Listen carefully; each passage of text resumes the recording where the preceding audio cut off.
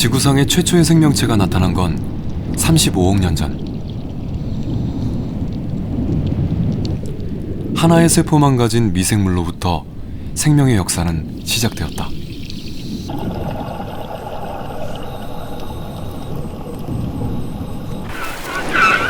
생명의 출현과 함께 진화의 역사도 시작되었다. 생존 경쟁에서 살아남아 종족을 유지하기 위한 몸부림. 경쟁에서 진 자는 도태되었고, 환경에 적응한 자만이 살아남았다.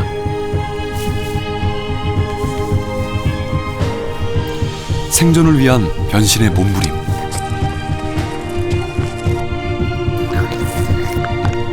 오늘도 동물들은 진화하고 있다.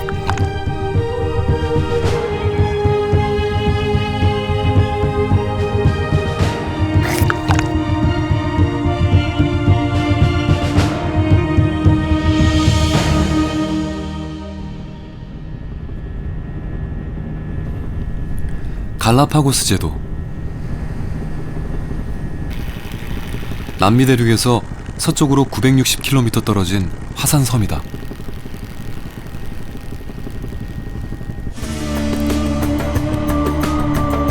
적도선이 지나는 갈라파고스 제도는 13개의 섬으로 이루어져 있다.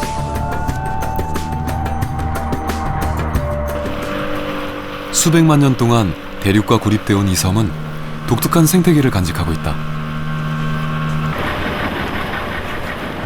해안가에서 유유히 헤엄치는 이 녀석은 바다 이구아나다. 지구상에서 오직 이 섬에만 서식하는 희귀한 파충류다. 공기를 들이마신 이구아나가 바닷속으로 잠수한다. 능숙한 솜씨로 갯바위에 붙은 해초를 뜯어먹는 바다 이구아나. 파충류지만 이들은 최고 12m까지 잠수해 10분 정도를 버틸 수 있다. 수백만 년 전 육지의 먹이가 부족해지자 바다로 터전을 옮긴 바다 이구아나. 환경에 적응하기 위해 오랜 세월 동안 자신을 변화시켜왔다. 길고 억센 발톱, 미끄러운 갯바위를 쉽게 오르기 위해 진화한 것이다.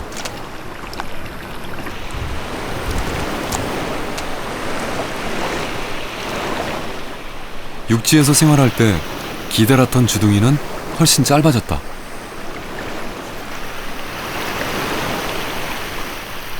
바위에 붙은 해초를 뜯어먹기 위해서다.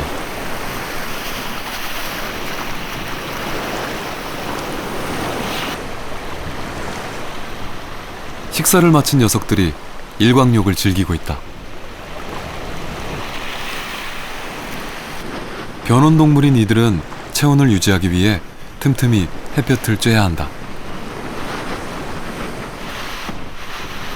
바다를 삶의 터전으로 개척한 최초의 파충류인 바다 이구아나.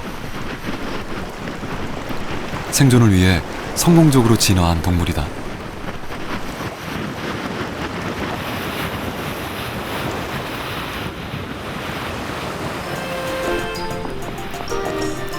갈라파고스에는 육지 이구아나도 산다.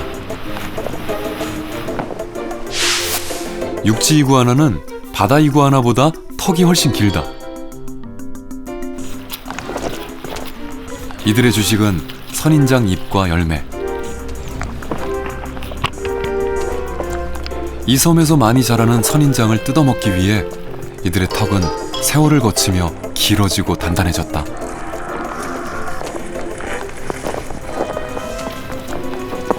환경에 적응해 살아남기 위해 터득한 생존 전략인 것이다.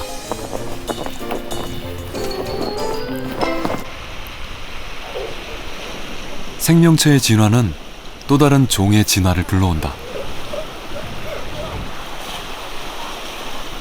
선인장은 육지 이구아나의 공격을 피하기 위해 줄기를 발달시켜 키다리 식물이 됐다. 또 줄기와 몸 전체를 가시로 덮어 자신을 보호한다. 선인장 밑에서 육지 이구아나가 한참을 서 있다.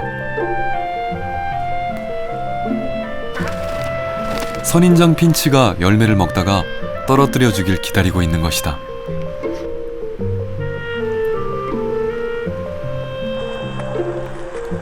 육지 이구아나는 길게는 6개월 동안 아무것도 먹지 않고 버틸 수 있다. 먹이가 부족한 이 섬에서 적응하기 위해 나름대로 진화한 것이다.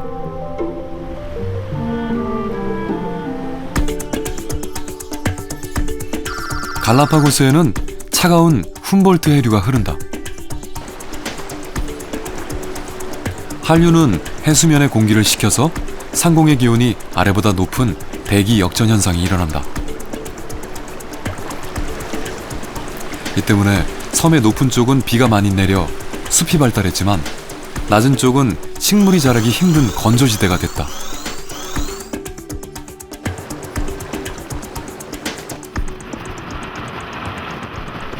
수풀이 우거진 섬의 고지대.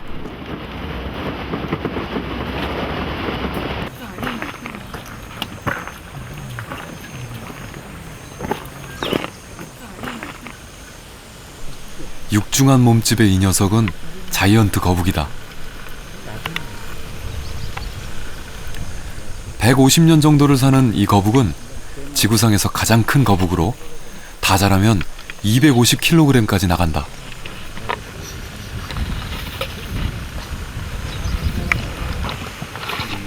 둥근 도명으로 생긴 이 거북은 한 번에 10리터 정도의 물을 마신다. 메마른 건기에 대비하기 위해서다.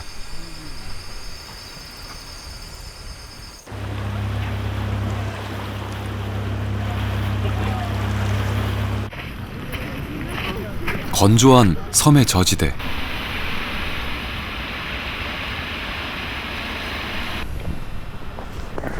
여기에는 안장형 자이언트 거북이 살고 있다.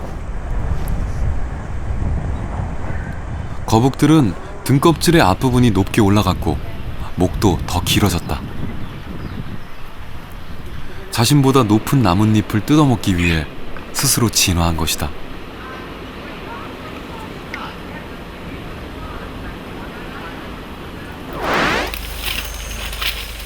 수풀이 우거진 곳에 서식하는 또 다른 거북. 안장형 거북보다 목이 짧다. 바닥에 먹이가 많아 굳이 목을 길게 뺄 필요가 없기 때문이다.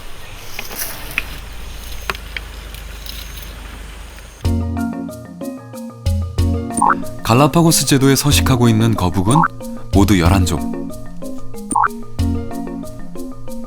먹이 환경에 따라 각기 다른 형태로 진화한 것이다.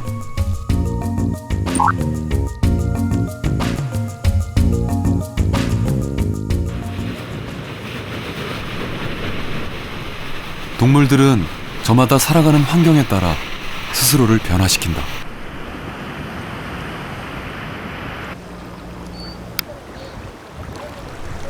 단단한 씨앗을 먹고 사는 큰 부리 핀치. 부리가 굵고 튼튼하다.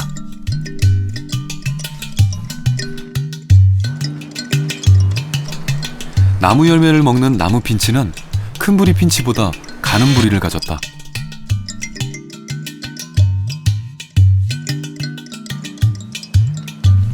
선인장 열매가 주식인 선인장 핀치의 부리는 길고 뾰족하게 발달했다.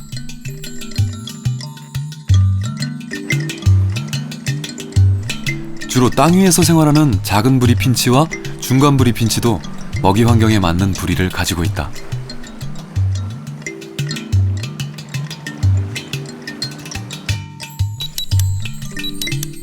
갈라파고스 제도에는 모두 13종의 핀치가 살고 있다. 환경에 적응한 종만이 살아남는다는 다윈의 진화론은 핀치를 통해서도 증명되고 있다.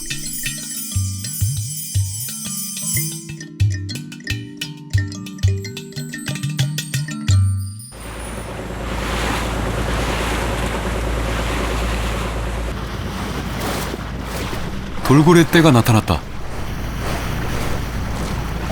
갈라파고스 앞바다에는 수십 마리씩 몰려다니는 돌고래떼를 자주 볼 수 있다. 이들은 먹잇감을 찾는 중이다.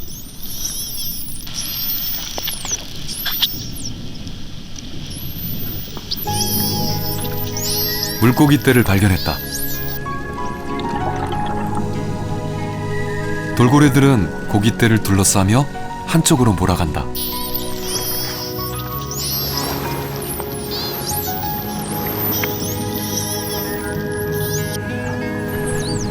물고기떼가 도망가지 못하게 돌고래들은 역할을 나눠 에워싼다.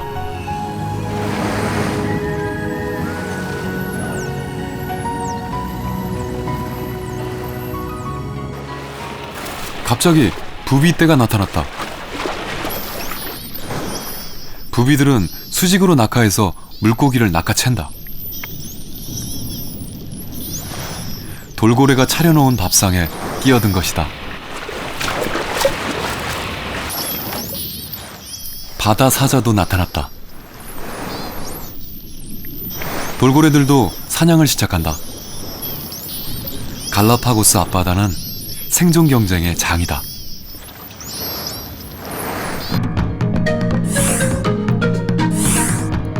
갈라파고스는 4개의 해류가 지나가는 길목이다. 해류가 만나는 지역은 물고기가 좋아하는 영양염류와 플랑크톤이 풍부하다. 그래서 이곳에는 다양한 어류가 살고 있다.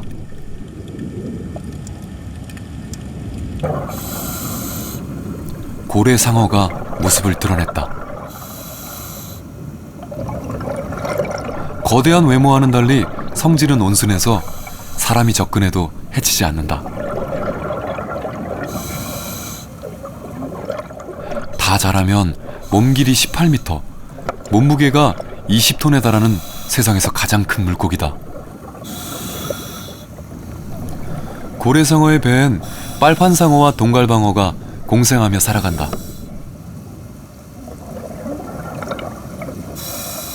이들은 고래상어가 먹다 버린 찌꺼기를 얻어먹거나 몸에 붙은 기생충을 잡아먹는다.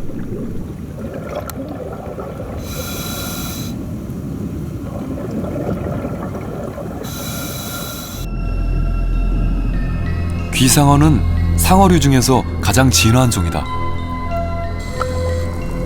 망치처럼 생긴 머리는 여러모로 쓸모가 많다. 상하 좌우로 방향을 바꿔 이동하거나 사냥감을 후려쳐 공격할 때 쓰인다. 머리끝에 달린 눈은 시야를 넓혀주고 사냥감을 입체적으로 보게 해준다.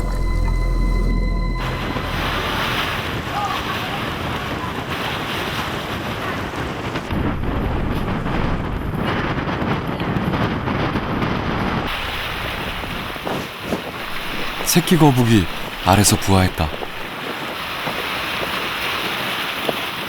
녀석은 혼자 힘으로 삶의 터전인 바다로 가야 한다. 하지만 위험이 도사리고 있다. 군함새다.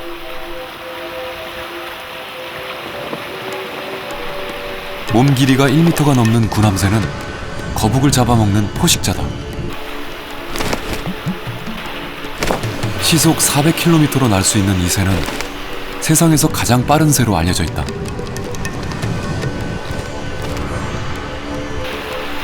군함새는 재빠르게 새끼 거북을 낚아챈다.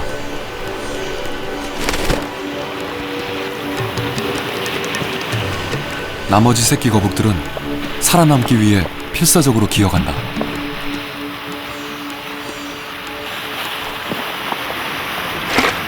드디어 무사히 해안가에 도착했다.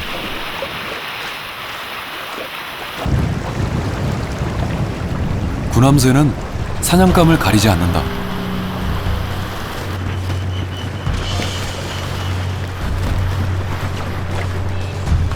갈매기의 입에 든 먹잇감을 노리고 군함새는 계속해서 갈매기를 공격한다.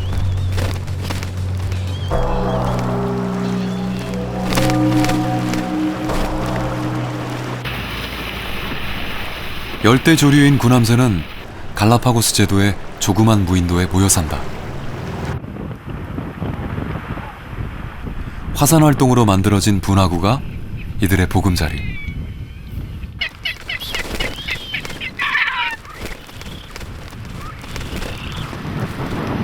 짝짓기 철을 맞은 수컷들의 목주머니는 공처럼 부풀어 올랐다.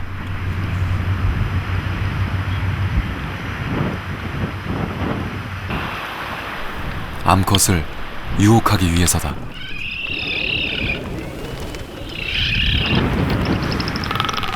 암컷이 나타나자 수컷들은 요란한 몸짓으로 구애를 한다.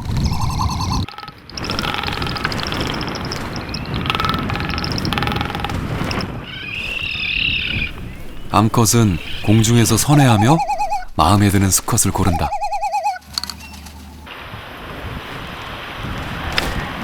마침내 수컷을 고른 암컷이 둥지 위로 내려앉는다.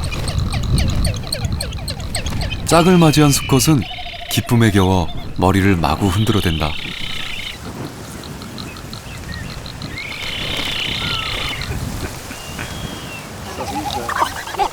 암컷도 부리를 마주치며 애정을 표현한다.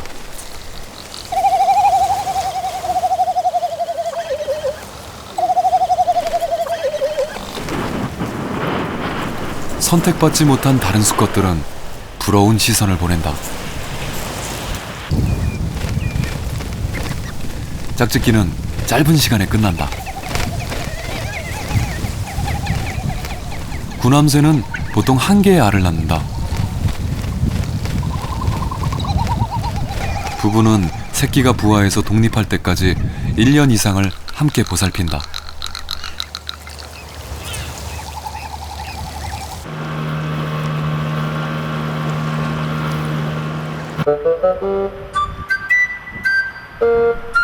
파란발 부비도 구애가 한창이다.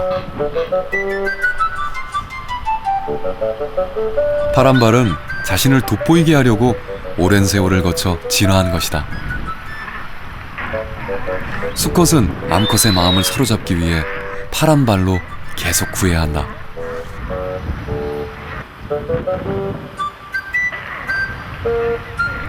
암컷도 수컷이 마음에 들자 사뿐히 앉는다.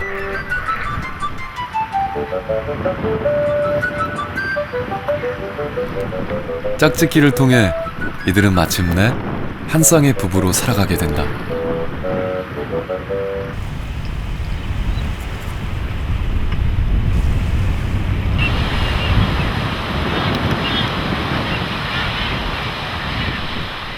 파란발 부비 어미가 2개의 알을 낳았다.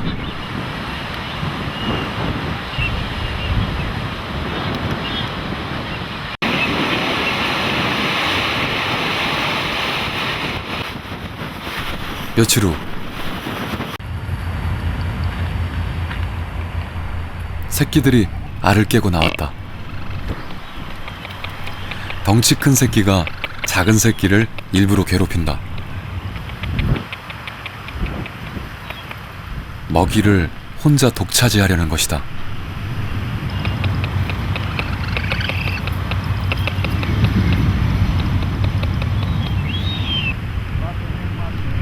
어미새도 이런 상황을 받아들인다. 덩치 큰 새끼에게 주로 먹이를 먹이고 정을 쏟는다.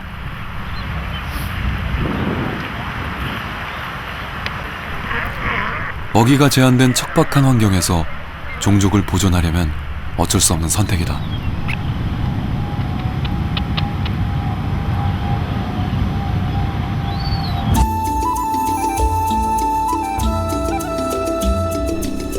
아프리카 대륙 동남쪽에 위치한 외딴 섬 마다가스카르.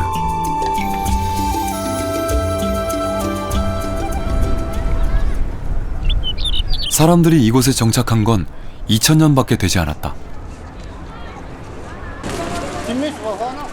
수백만 년 동안 대륙으로부터 고립된 이 섬은 희귀동물들의 낙원이다.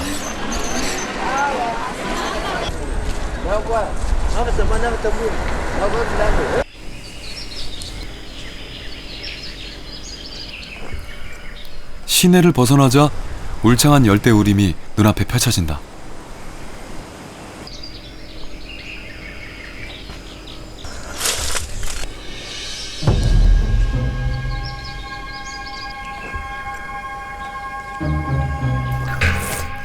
숲의 고요한 정적을 깨는 움직임이 포착됐다.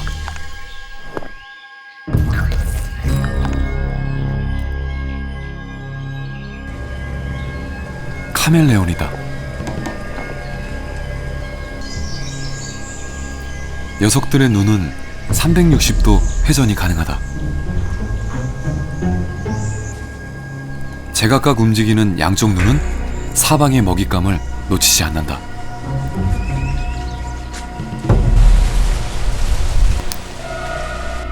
곤충을 발견한 카멜레온이 조심스럽게 접근한다.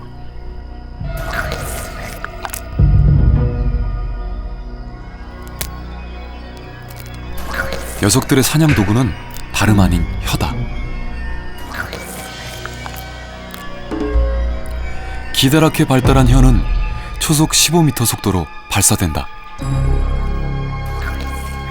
이들의 혀는 사냥을 위해 진화된 것이다.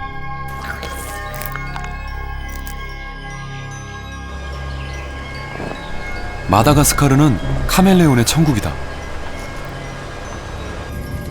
80종이 서식하는데 전 세계에서 서식하는 카멜레온 종의 절반이 여기에 산다.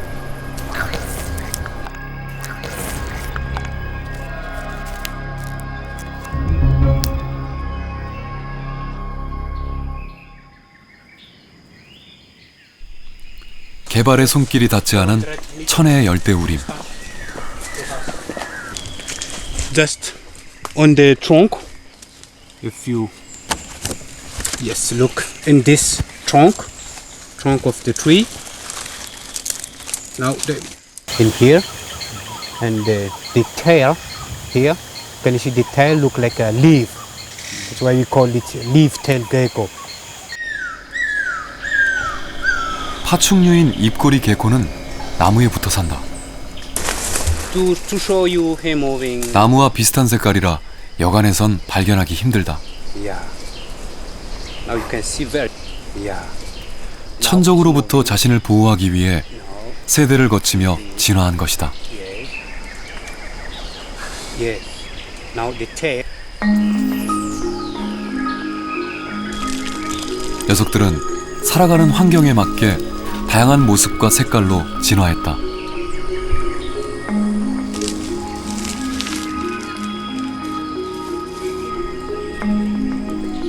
바나나 줄기에서 살아가는 또 다른 입꼬리 개코. 녀석의 꼬리는 낙엽과 비슷하게 생겼다.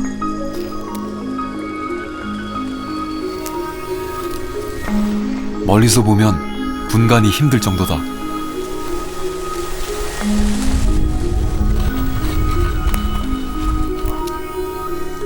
야행성인 입꼬리 개코는 나방을 비롯한 작은 곤충류를 잡아먹고 산다.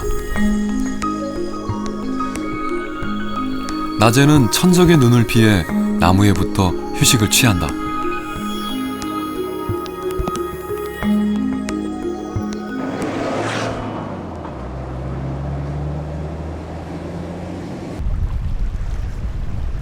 외딴 섬 마다가스카르는 수백만 년 동안 독특한 진화의 역사를 밟아왔다.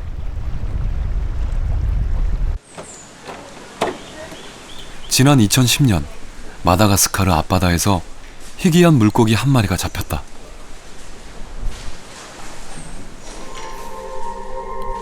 수집가가 사서 보관 중인 이 물고기는 화성 물고기로 불리는 실러캔스다. 지느러미가 유난히 발달한 이 고기는 길이가 1.5m에 달한다.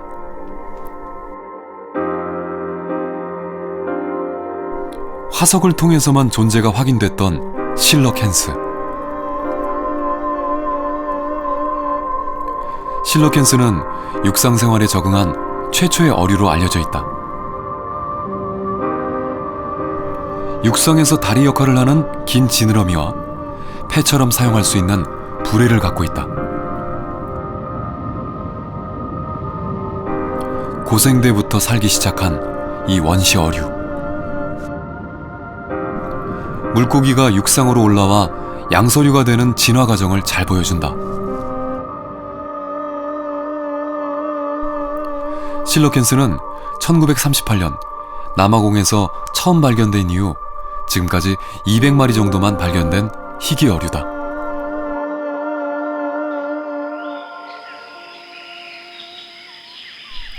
마다가스카르의 울창한 열대우림. 희귀 식물의 천국이다. 제작진은 섬 고유종인 해성난초를 어렵게 찾아냈다. 해성난초는 유난히 긴 꿀샘을 가지고 있다.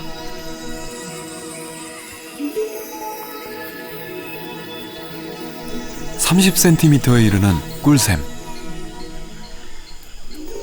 꿀샘은 꿀이 담겨 있는 관이다. 식물이 수정을 하려고 곤충을 유인할 때 쓰인다.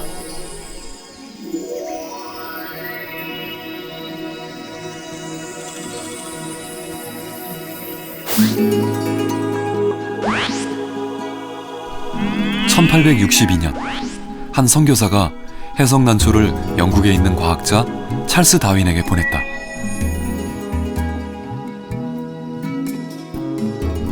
진화론을 발표해 세상을 떠들썩하게 했던 다윈. 해성난초를 보고 한 가지 예상을 했다.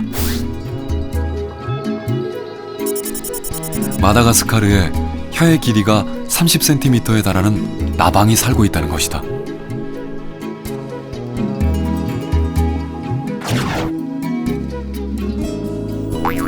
(40년이) 지난 1903년 30cm의 혀를 가진 큰 나방이 실제로 발견됐다.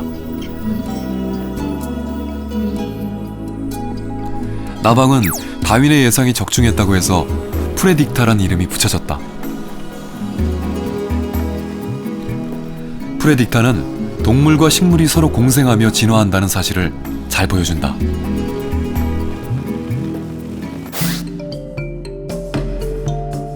마다가스카르는 동쪽이 높고 서쪽이 낮다. 이런 지형적인 영향으로 동쪽은 비가 많이 내려 열대우림이 발달했다. 반면에 강수량이 적은 서쪽은 건조지대다.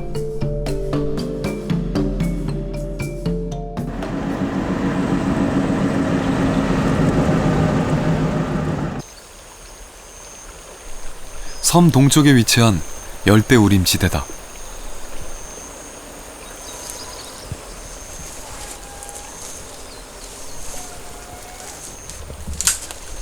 밀림 속을 자유롭게 뛰어다니는 이 녀석.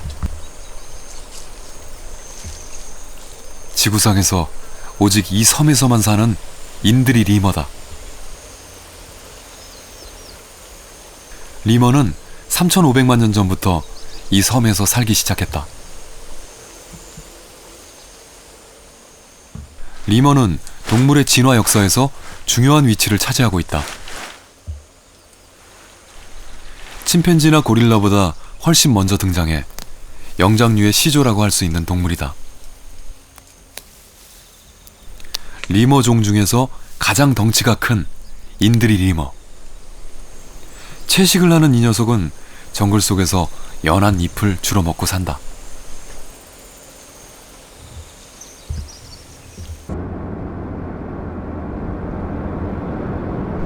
섬 서쪽의 건조지대.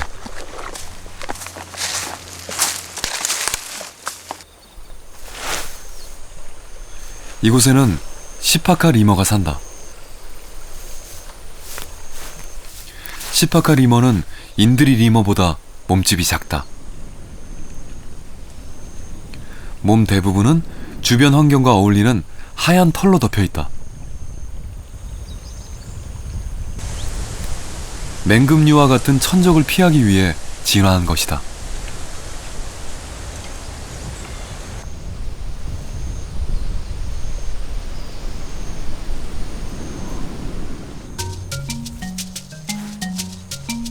네 발을 가진 시파카 리머.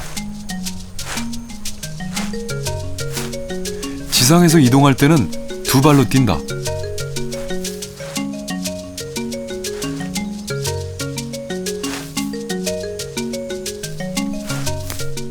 시파카 리머를 통해 네 발을 쓰던 영장류가 두 발로 옮겨가는 진화의 과정을 엿볼 수 있다.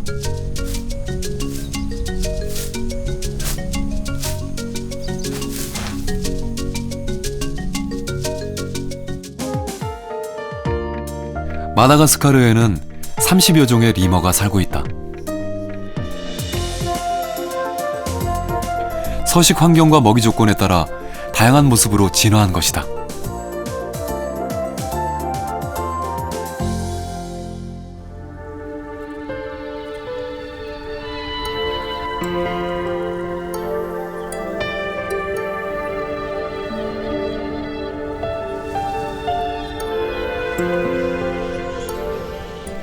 갑자기 소란스러워졌다.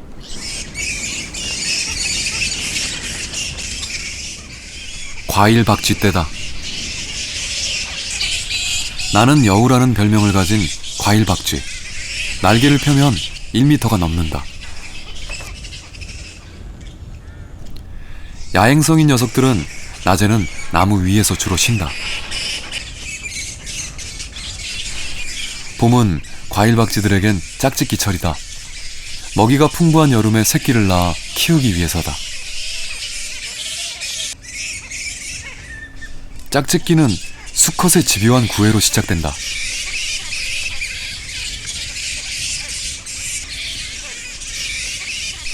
짝이 정해지면 수컷은 암컷의 목덜미를 물며 짝짓기를 한다.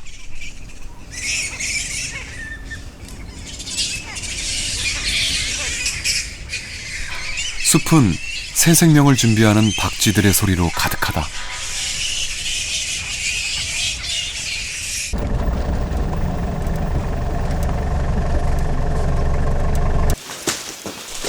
마다가스카르에는 개발의 손길이 미치지 않은 지역이 많다. 세계 자연유산으로 지정된 친기 지역. 2억 년 전 바닷속에 잠겨있던 석회암층이 바다 위로 드러났다. 오랜 세월을 거치며 빗물이 석회암을 깎고 녹여 현재와 같은 지형이 만들어졌다. 이곳은 희귀종의 피난처다. 건조한 석회암 협곡 안에서 사는 이 파충류는 동굴 개코다. 천적의 눈을 피하기 위해 녀석의 몸은 석회암과 비슷한 색깔로 진화했다.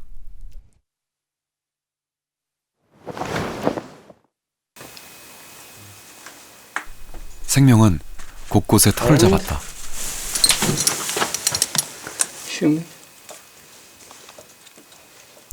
돌 밑에서 발견된 건 만텔라 개구리. 지구상에서 오직 이 지역에서만 서식하는 희귀한 양서류다.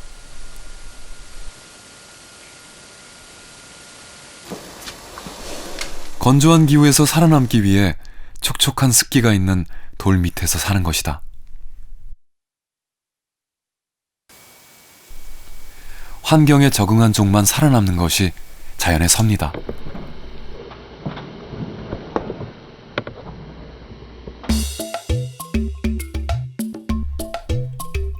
(1억 6천만 년) 전,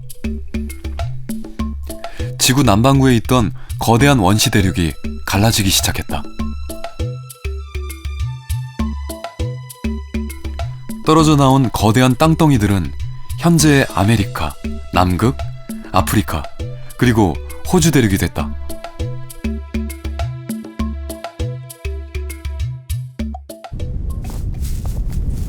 호주의 상징인 캥거루. 건조한 초원지대의 터줏대감이다.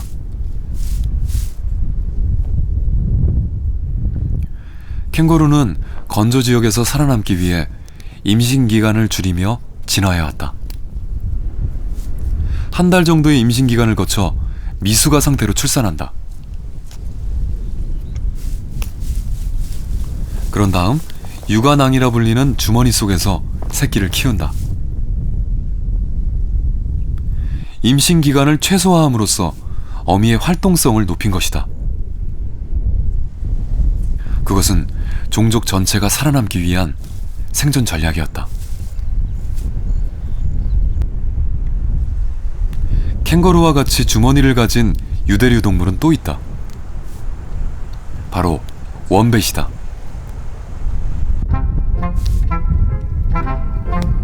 원뱃의 육아 주머니 위치는 다른 유대류와 다르다. 육아 주머니가 뒤쪽으로 열려 있는 것이다.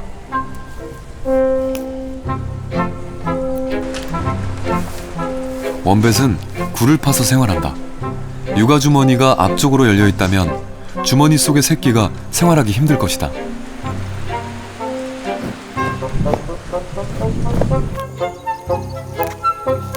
또한 뒤쪽으로 주머니가 열려 있어 어미와 새끼가 동시에 풀을 뜯기에 편하다. 건조 지역의 한정된 먹이 환경에서 살아남기 위해 원뱃이 선택한 진화 방법이다.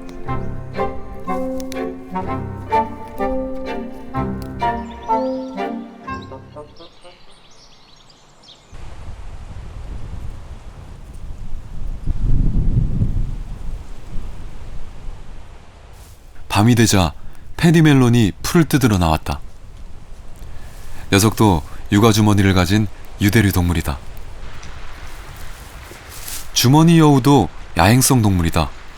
나무 위에서 먹이 활동을 하려는 참이다.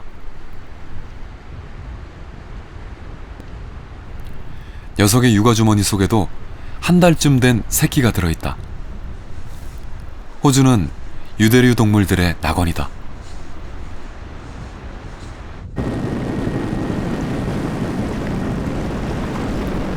그레이트 베리어 리프라 불리는 호주 북동부 해안. 다양한 어류가 서식하는 수중 생태계의 보고다.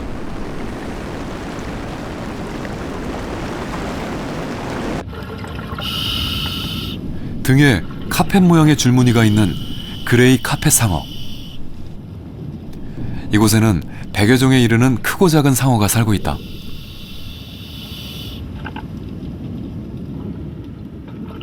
바다의 작은 용인 해룡. 45cm 정도의 크기로 포유류에 속하는 동물이다. 갑오징어는 주변 환경에 따라 몸의 색깔을 시시각각 바꾸는 변신의 귀재다.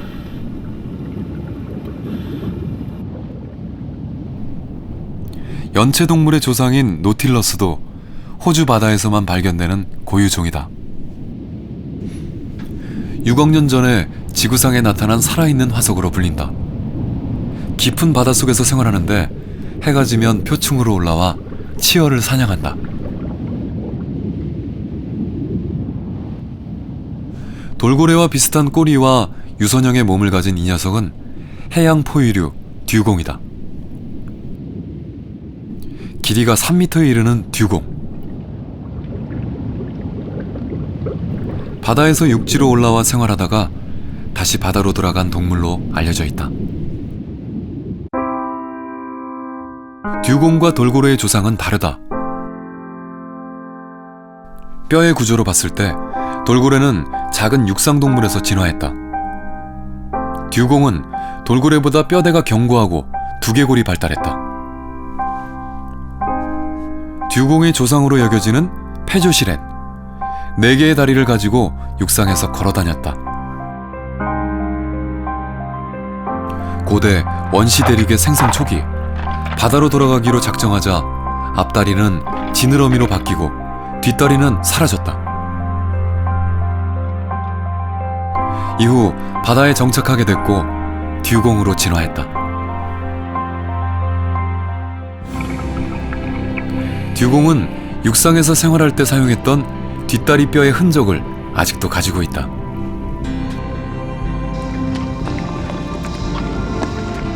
덩치는 크지만 듀공은 초식동물이다.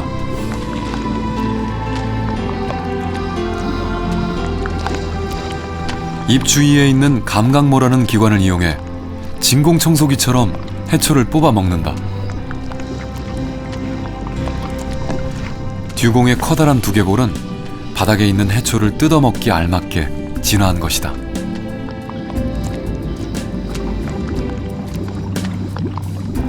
전 세계적인 희귀동물인 듀공. 진화의 신비를 간직한 원시 생명체다.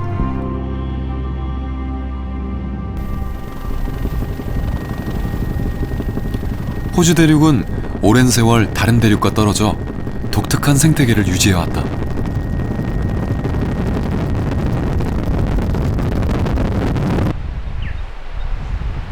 호주 남부 타즈메니아 지방. 산이 많은 이곳은 건조한 북부지방과는 다른 생태계를 간직하고 있다. 강물을 가르며 헤엄치는 이 녀석은 오리너구리다.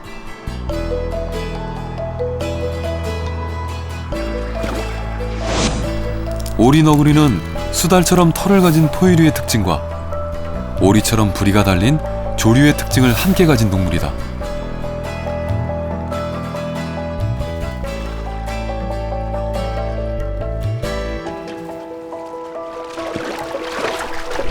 오리너구리는 강이나 연못의 가장자리에서 먹이 활동을 한다. 녀석은 오리처럼 물갈퀴를 가지고 있어 깊이 잠수할 수 있다. 물속에서 생활하기 좋게 진화한 것이다.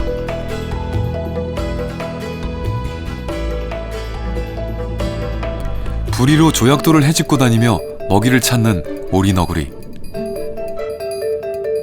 사냥할 때는 시력과 청력은 이용하지 않고 부리의 감각에만 의지한다.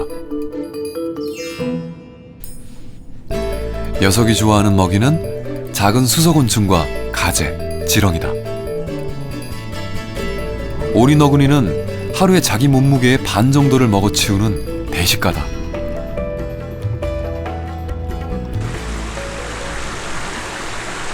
오리너구리의 잠수 시간은 보통 2-3분 정도다.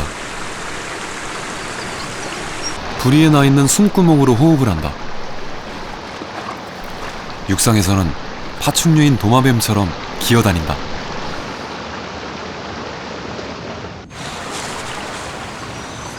강 둔치에 있는 오리너구리의 굴.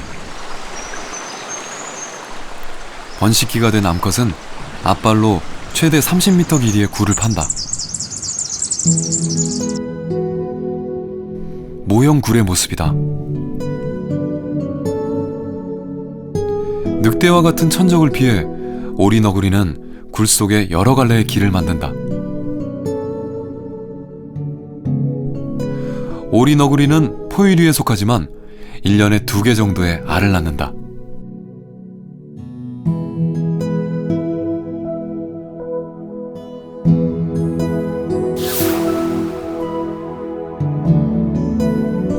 열흘 만에 알을 깨고 나오는 새끼는 어미의 젖을 먹는다.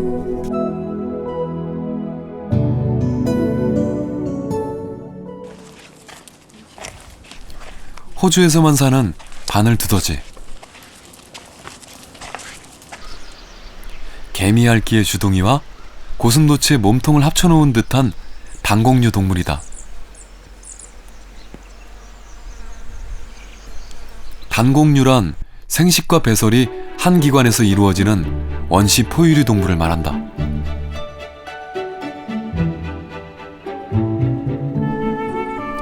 바늘두더지는 오리너구리와 함께 세상에서 둘뿐인 단공류 동물이다. 녀석들은 천적의 눈을 피하기 위해 땅을 파서 숨는다. 온몸에 돋은 가시는 늑대와 같은 천적의 공격을 막는 최후의 보루다.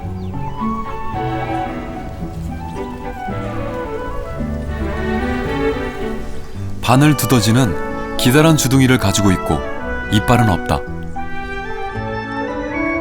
녀석의 주된 먹이는 개미와 개미알. 15cm나 되는 혀는 이런 식습관의 안성맞춤이다. 먹이 환경에 맞게 신체가 진화한 것이다.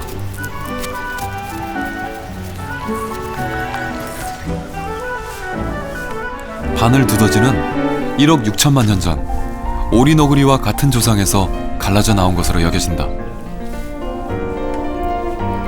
원시 포유류의 신비를 간직한 채 호주 대륙에서 살아남았다.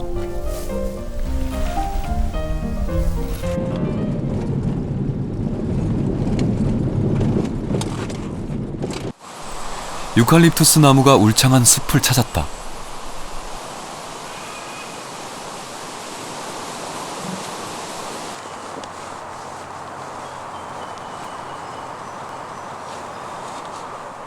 타조처럼 생긴 이 새는 호주 고유종인 에뮤다. 에뮤는 몸 길이가 1.8m, 몸무게가 40kg에 이르는 큰 새다.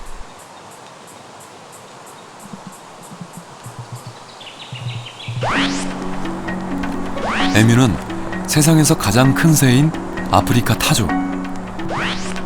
이미 멸종해버린 뉴질랜드 모아새와는 친척 관계로 알려져 있다.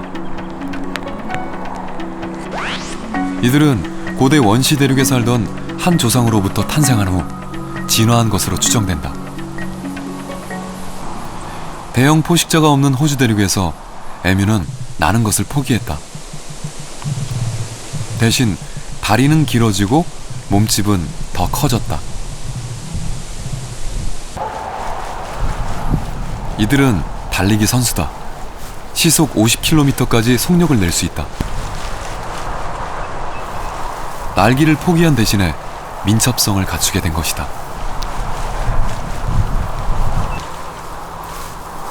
날개는 있지만 날 수 없는 새 에뮤. 호주 대륙에서 대를 이어 살아가기 위해 앞으로도 계속 진화할 것이다.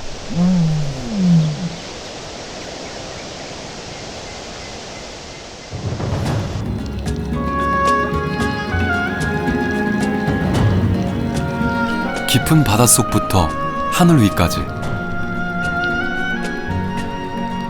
어디서 살아가든 생명은 진화한다. 환경에 적응해 살아남기 위한 동물의 진화. 생존을 위해 꼭 필요한 것이다.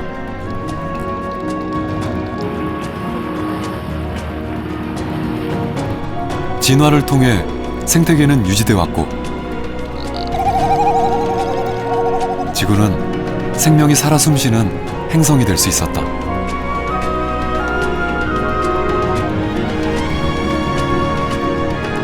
지구의 역사가 계속되는 한 동물도 계속해서 진화할 것이다.